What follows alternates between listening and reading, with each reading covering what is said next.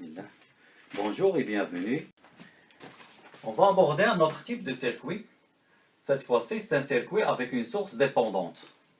La source dépendante dépend du courant I1 qui circule dans la résistance R1 avec une source de courant indépendante et une source de tension indépendante. Donc, qu'est-ce qu'on va chercher? On va chercher les inconnus. I est égal à 6 ampères. I1, on ne connaît pas. I2, on ne connaît pas. Donc, et par la suite, on va chercher I1 et I2. Et on va faire un bilan de puissance. Donc, qu'est-ce qu'on doit chercher? I1, I2, U1, U2. Et faire un bilan de puissance.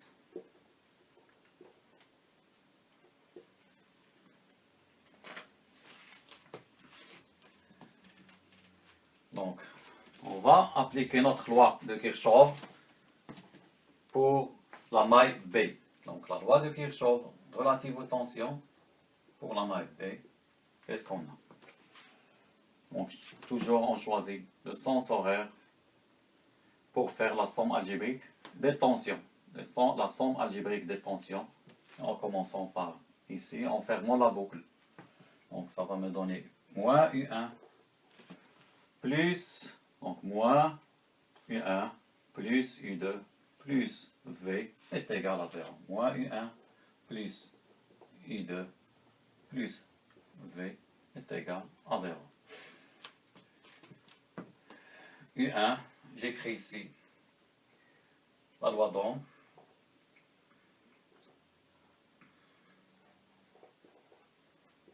Pour I1, R1, I1, I2, R2, I2. Je remplace par les valeurs. R1 fait 50 fois le courant.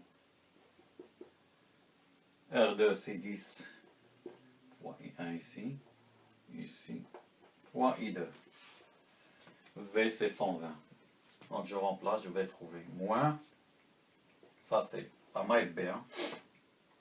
Moins U1 moins 50 I1 plus 10 I2 est égal, je reporte le V de l'autre côté, ça va me donner 120.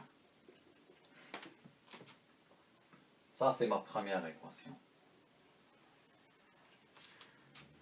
Je m'en vais au nœud A.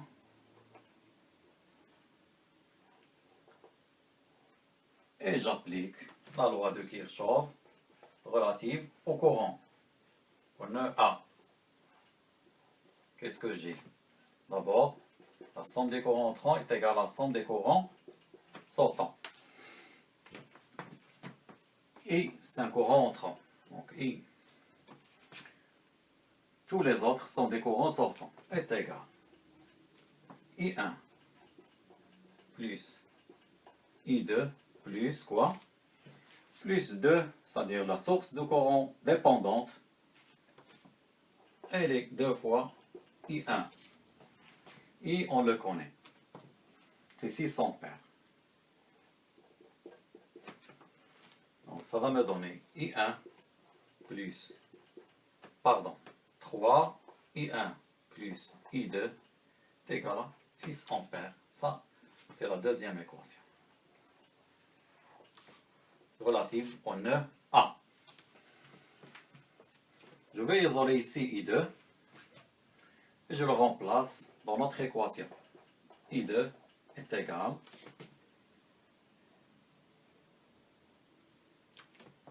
6 moins 3 I1.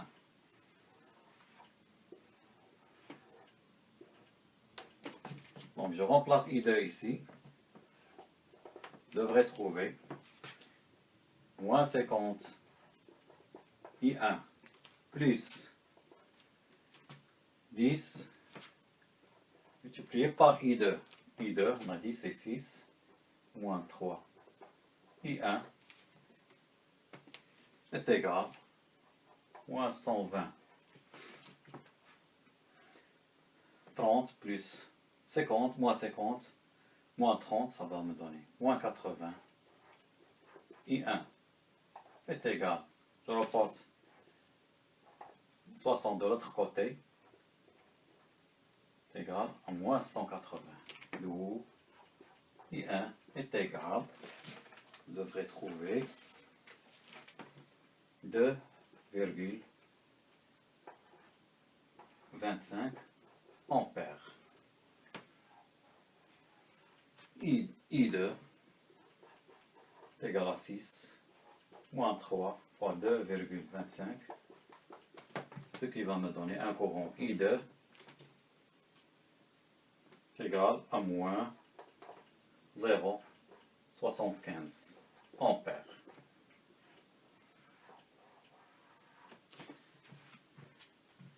Il suffit que je remplace ici pour trouver les tensions. Donc, I1 m'a dit que c'est 2,25. Je vais trouver 112,5 volts. La tension U2, c'est R2 multiplié, c'est 10 fois I2, c'est moins 7,5 volts. Donc, ça c'est U1, ça c'est U2. Donc, on a répondu presque à la totalité de l'équation, des questions. Il nous reste à faire le bilan de puissance.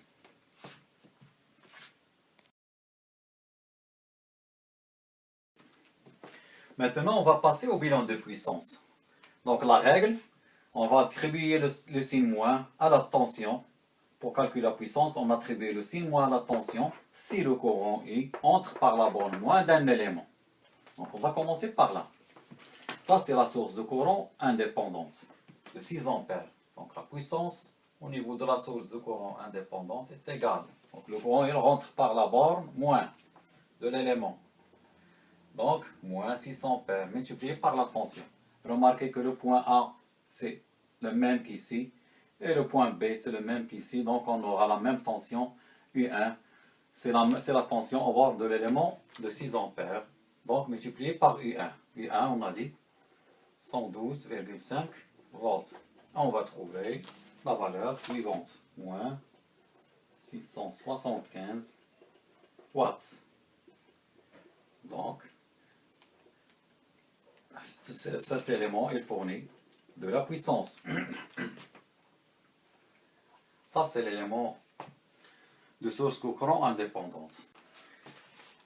La puissance au niveau de l'élément de source de courant dépendante est égale. Donc, c'est moins. Le courant, il rentre par la borne moins. Je vais l'écrire comme ça, moins 2 et 1 multiplié par la tension ici. Donc, qu'est-ce qu'on a? On va chercher un autre crayon. Donc, la tension ici, elle est de cette forme. U, D, ça c'est pour la source dépendante. Donc, multiplié par UD. C'est la tension au bord de la source dépendante. À quoi est égal UD? UD est égal. La tension ici, c'est la même qu'ici. Seulement, il faut inverser. C'est moins U2. Donc, UD est égal moins. Il faut faire attention ici. Donc, UD est égal moins U2. Donc, si je remplace ici,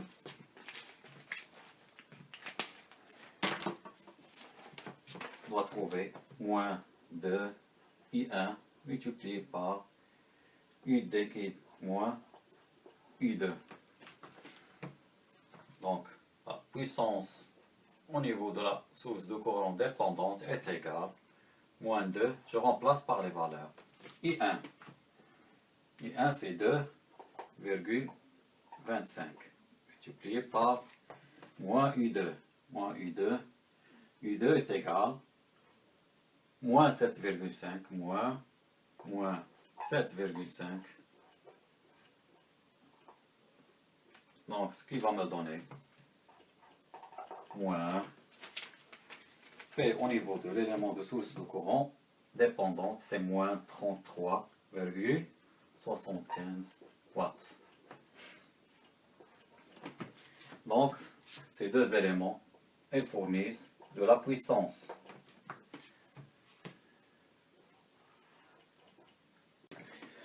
Donc j'ai repris ici la valeur qu'on a trouvée pour la puissance de l'élément de l'élément dépendant. Donc lui aussi il fournit de la puissance. Je vais passer par la suite à l'élément V. L'élément V, la puissance, l'élément V, on va voir le courant. Le courant il rentre par la bande plus. Je l'ai noté, IV. Par la suite on va chercher ce IV. Donc c'est plus. Puisque le courant entre par la borne plus, PV est égal IV multiplié par 120, par la tension V qui est de 120. Donc est égal à 120 multiplié par IV.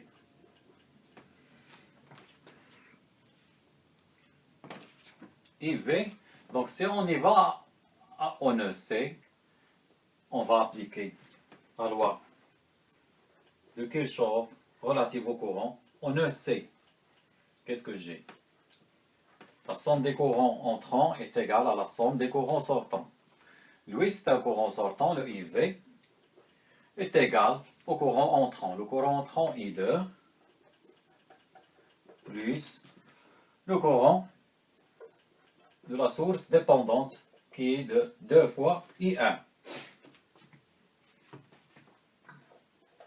Ce qui va me donner PV est égal à 120 multiplié par I2 plus de I1. Si je remplace par les valeurs que j'ai trouvées ici, je vais trouver un courant de 3,75, pardon.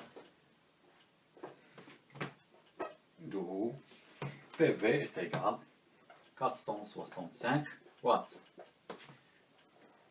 Et oui, c'est un élément qui consomme de la puissance. Ok. On va passer aux autres éléments. Il nous reste l'élément R1 et l'élément R2. Donc, il me reste à calculer P au niveau de R1 est égal à U1 multiplié par I1. Donc, I1 c'est 2,25, U1 c'est 112,5. Ça va me donner une tension de 253,125 watts. P au niveau de R2 est égal U2 multiplié par I1 est égal U2 c'est moins 7,5 multiplié par moins 0,75 et je vais trouver une tension de PU2 de 5,625 watts.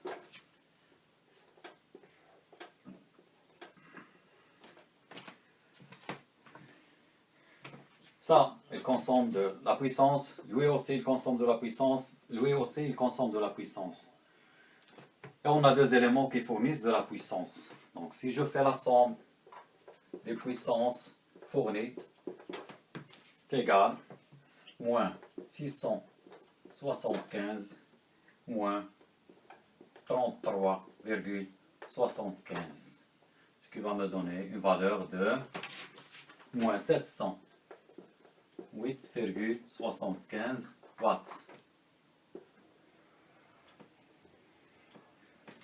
La même chose, la somme des puissances consommées est égale P au niveau de R1, P au niveau de R2 et P au niveau de l'élément V. Donc, c'est 450 plus 253,125 plus 5,625 watts. Ce qui va me donner la valeur de 700, exactement 708,75 watts. Donc, ça c'est la puissance consommée. Et ça c'est la puissance fournie. Donc on peut conclure que la puissance fournie est égale bel et bien à la puissance consommée.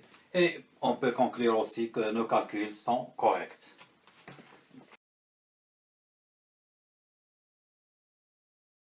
Je vous remercie pour votre attention et je vous donne rendez-vous, Inch'Allah, pour l'étude d'un autre type de circuit. Merci.